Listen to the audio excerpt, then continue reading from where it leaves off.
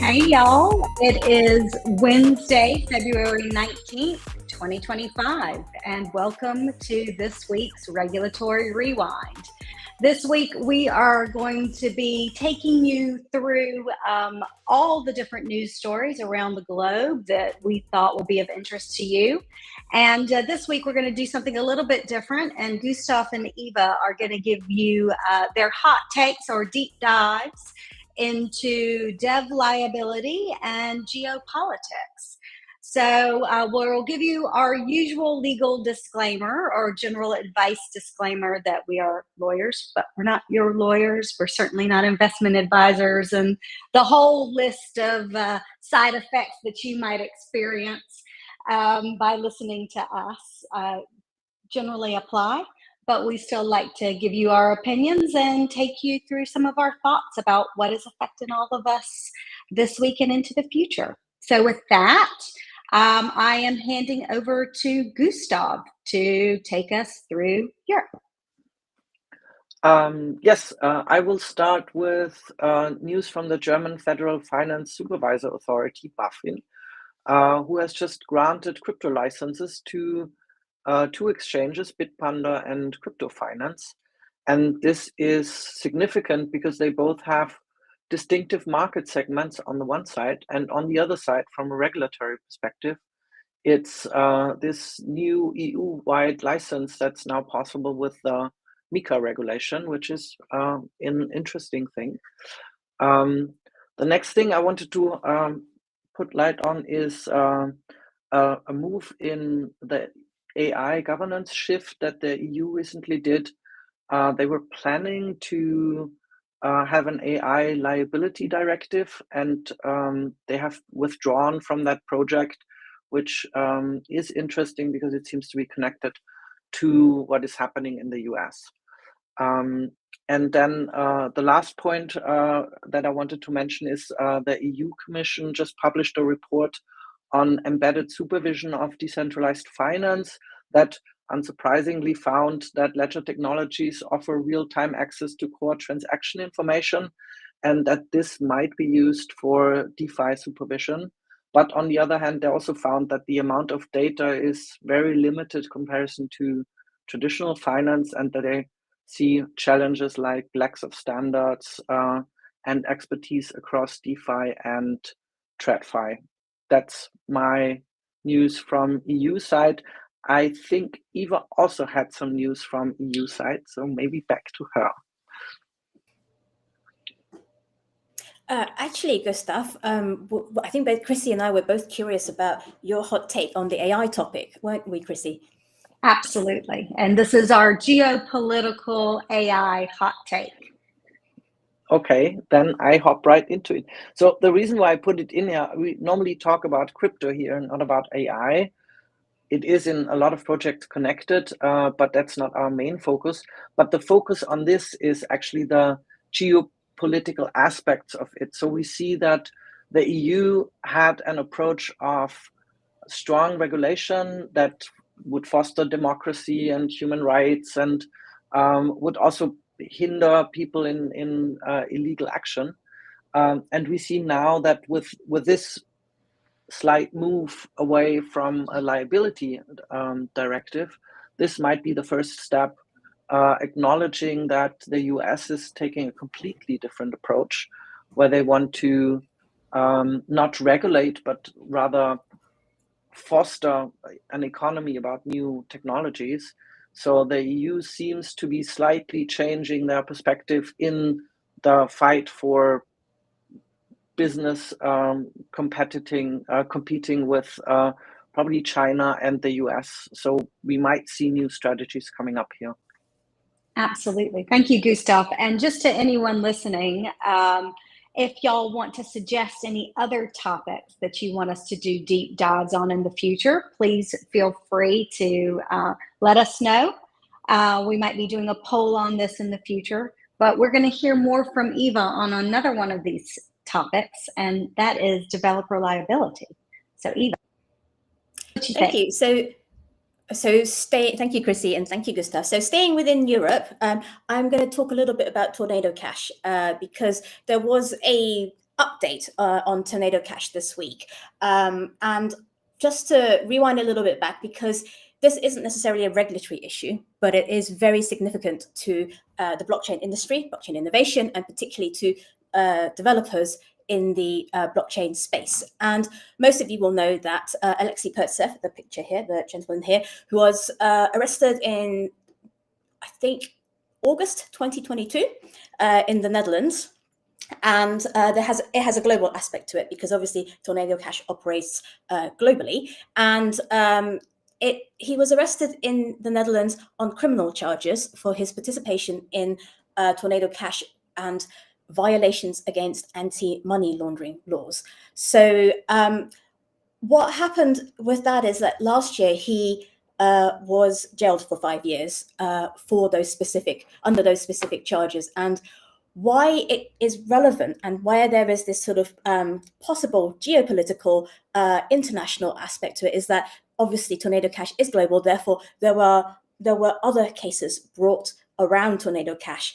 And his arrest was swiftly followed by OFAC, which is the US's Treasury Office of Foreign Assets Control, which typically would govern things such as anti-money laundering and things to prevent terrorism, would sanction people and can sometimes try to sanction organizations, and in this case software.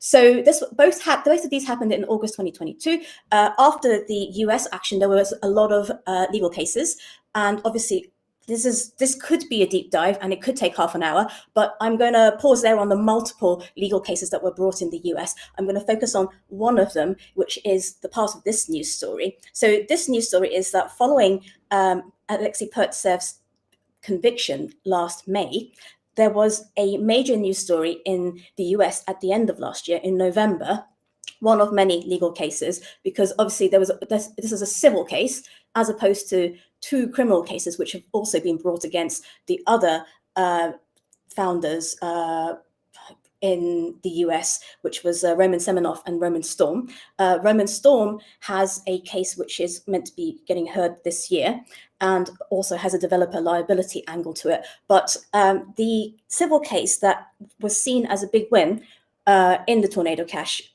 multiple kind of saga story was that a court in New Orleans ruled that this is called Van Loan, which was a number of defendants, which was a Coinbase-backed case. They ruled that the OFAC had wrongly used a national security law to sanction Tornado Cash, and the court said that the law that was relevant here is the International Emergency Economic Powers Act.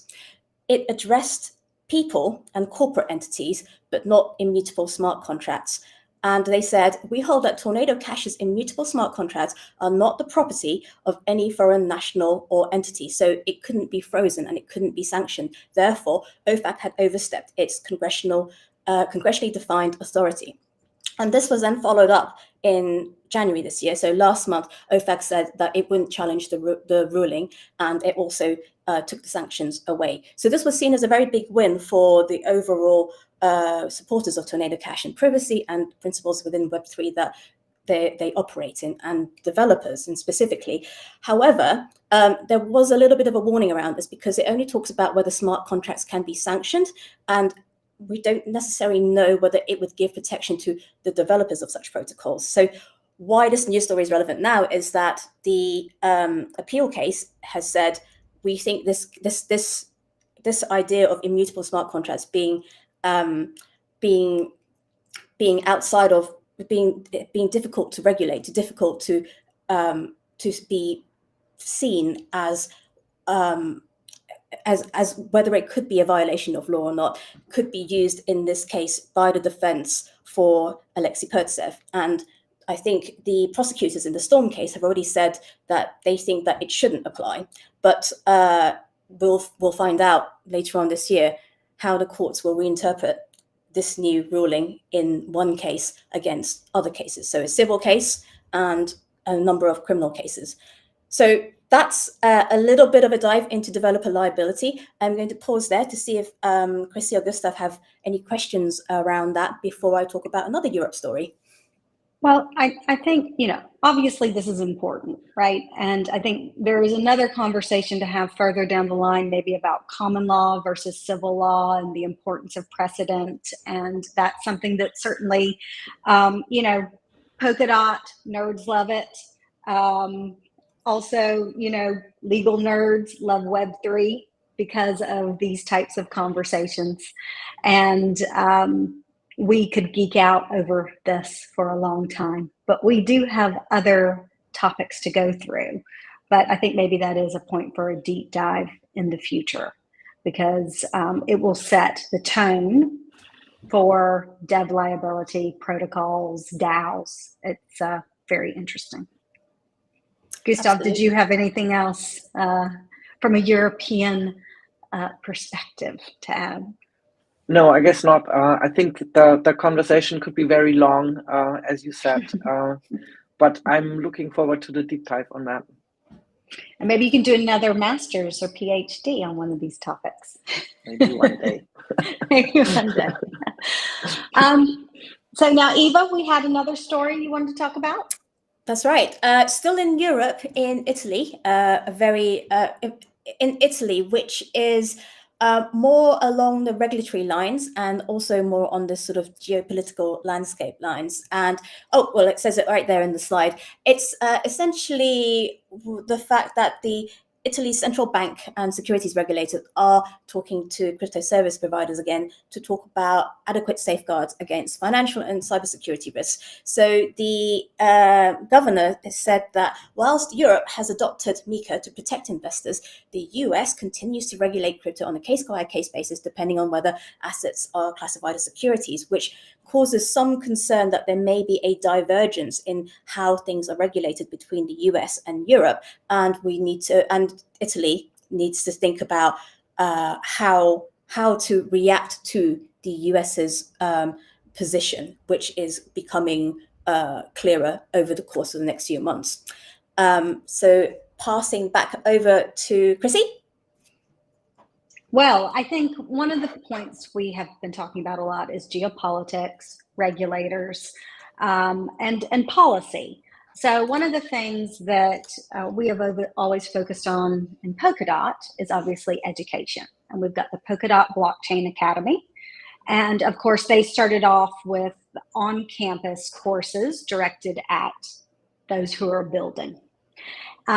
And then at the beginning of this year, they added PBAX, which is an online course that is directed to anyone who wants to learn about blockchain. No technical ability necessary. And that was, I think they expected about 100 people to sign up for that, and they got almost 600 for the first cohort, and a lot more interest coming, while still keeping the developer course, the on-campus course going. So I'm very proud to say that this week we announced a third track for PBA and focusing on education, but this time the education of policymakers.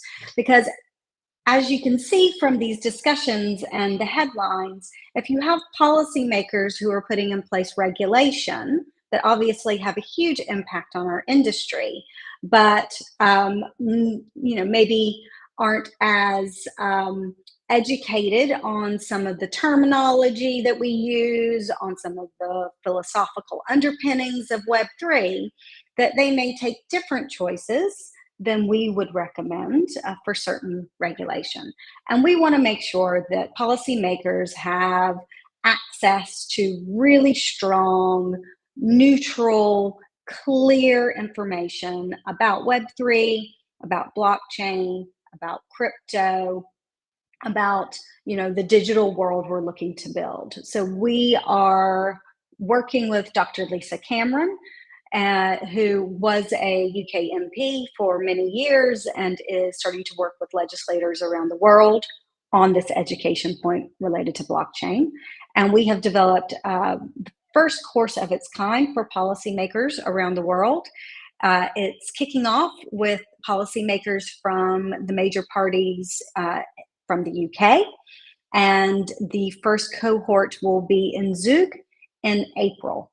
So that was just announced this week. We're really excited to be involved with that, develop the syllabus, working to get lecturers in place, and then it will be extended to other policymakers around the globe, likely starting with the EU and then moving from there. So we want to do our part to help good regulation in place that makes sense, that fosters innovation and really supports our industry and helps us build. So with that, I think we move away from the UK and policy. And Eva, are we back to you for Asia and also Gustav again? Yep. We're both going to be covering Asia. I've got 3 countries I'm going to briefly cover with some similar themes before I hand it back over to Gustav. So my 3 countries this week for news updates are South Korea, India, and Hong Kong.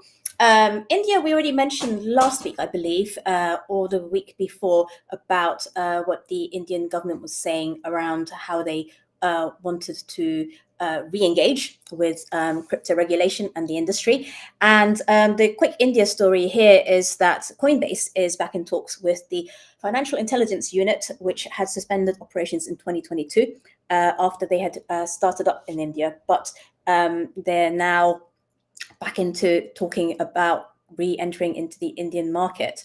Now, I will then talk about South Korea, which again is a story about a regulator. So this is South Korea's Financial Services Commission planning on lifting a ban that prevented institutions from trading crypto since 2017. So from the by the first half of this year, charities, universities, and school corporations and law enforcement agencies will be able to sell their virtual assets. And by the second half of the year, listed companies and professional investors will be allowed to buy and sell crypto. So this is quite significant because in the past, this was not the case for the last few years. So the quote here is, major countries overseas are broadly allowing corporations to participate in the market, and the market environment is changing as domestic companies are also seeing an increase in demand for new blockchain-related businesses.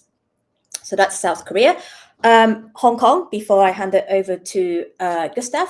So Hong Kong, this is also not entirely regulatory, but it is crypto related. And this is where the Hong Kong government has for the first time responded to questions about using cryptocurrencies as a proof of wealth for under immigration schemes. A local accountant had publicly stated that he had worked on 2 cases where digital assets, in particular Bitcoin and Ethereum, were used as proof of the client's assets. So this is not about their ability to directly invest, but a proof of their wealth, underscoring a growing recognition as with crypto assets as being a mainstream asset.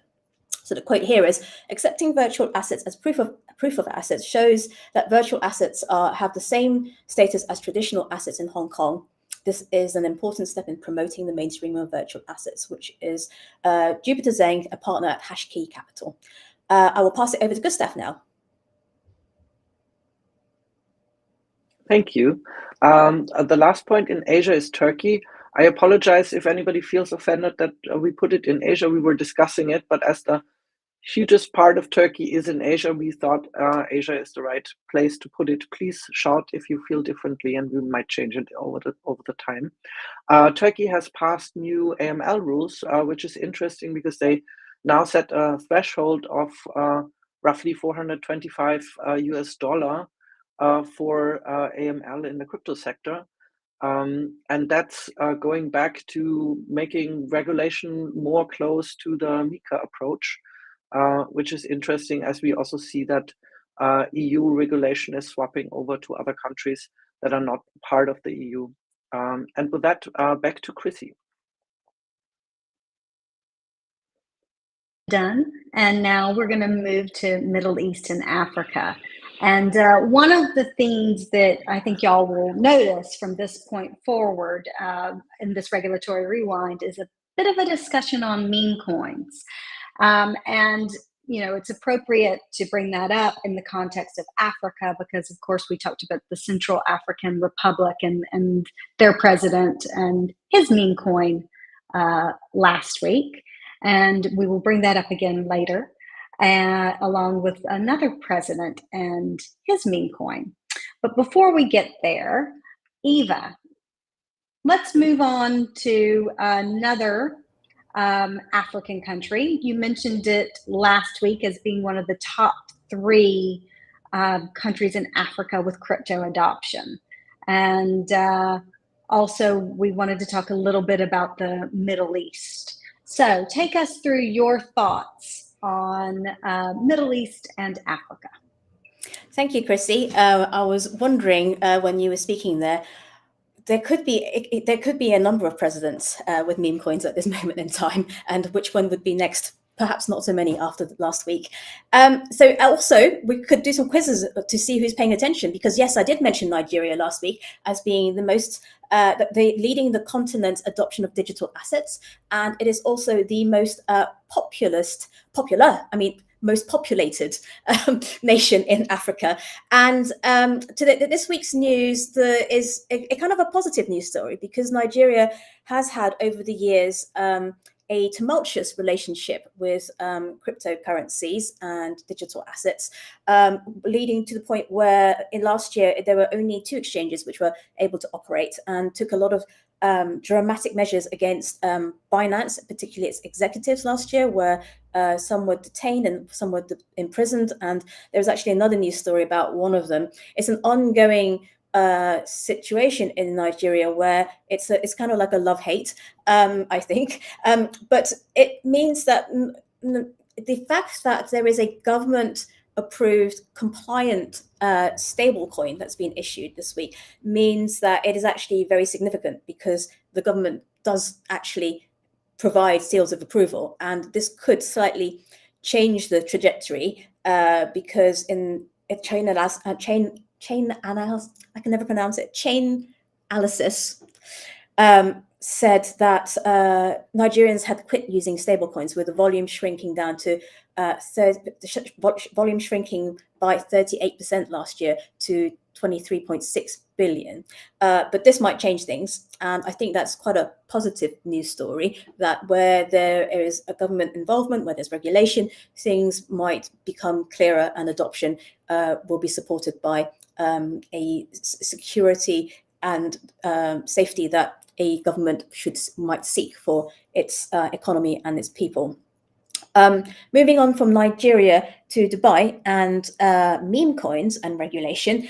So Dubai's regulator, that's the Virtual Assets Authority, they have said that any virtual assets issued in the Emirates must adhere to its regulations, and that would include meme coins, and would need to take into account marketing regulations, which covers promotions, advertising, and solicitations.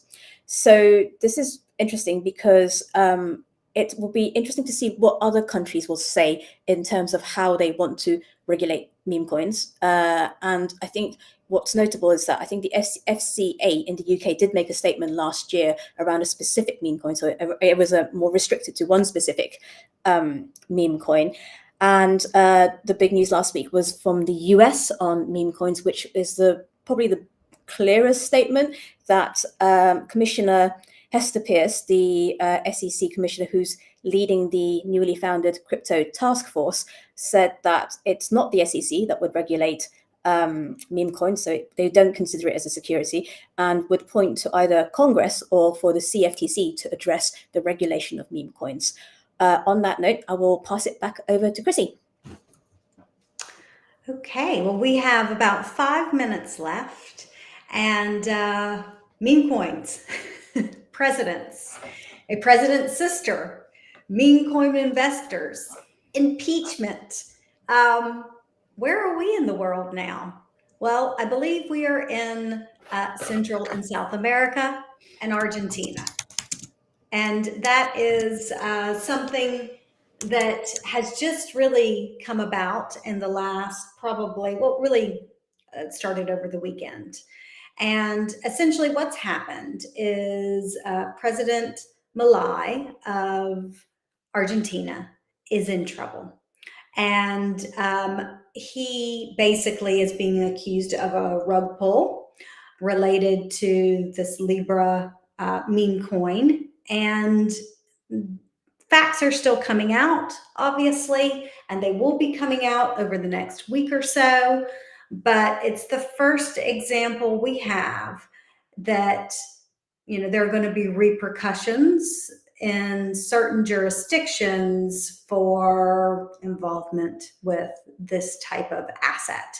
And so caution is required. And also, again, going back to that concept of education and knowledge. I mean, we've seen a couple of these instances of not just presidents, but also personalities.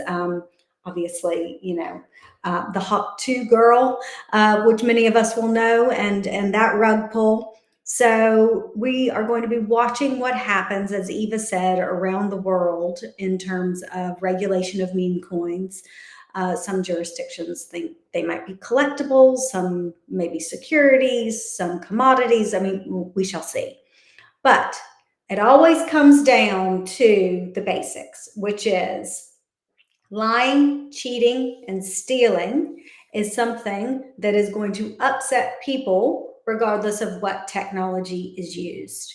And if the activity can be perceived to fall into those old school human crimes, there will be legal repercussions for the people involved. And that is something that came up, for instance, in the Sam Bankman-Fried case. And it's a consistent point that we can bank on going forward.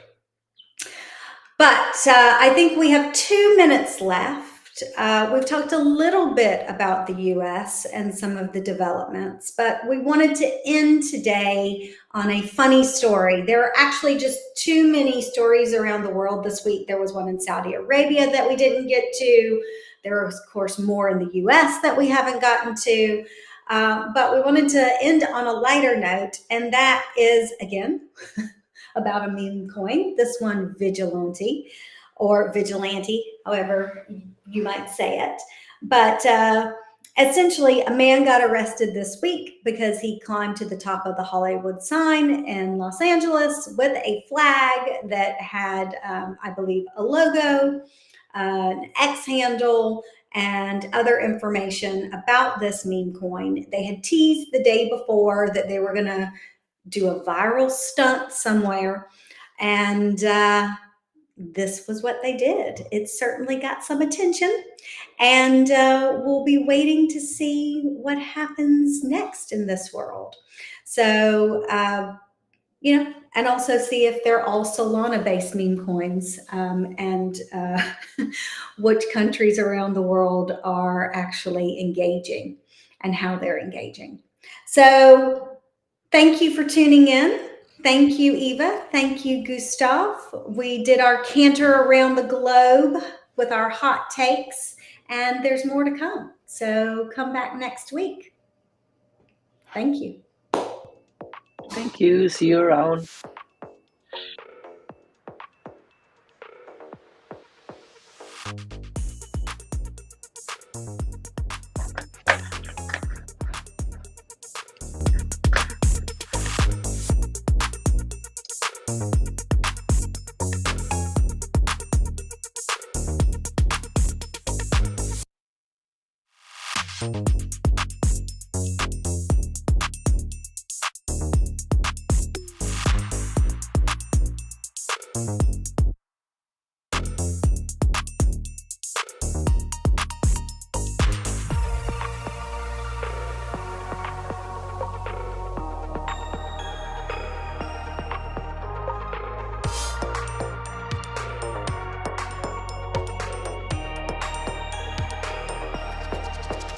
you.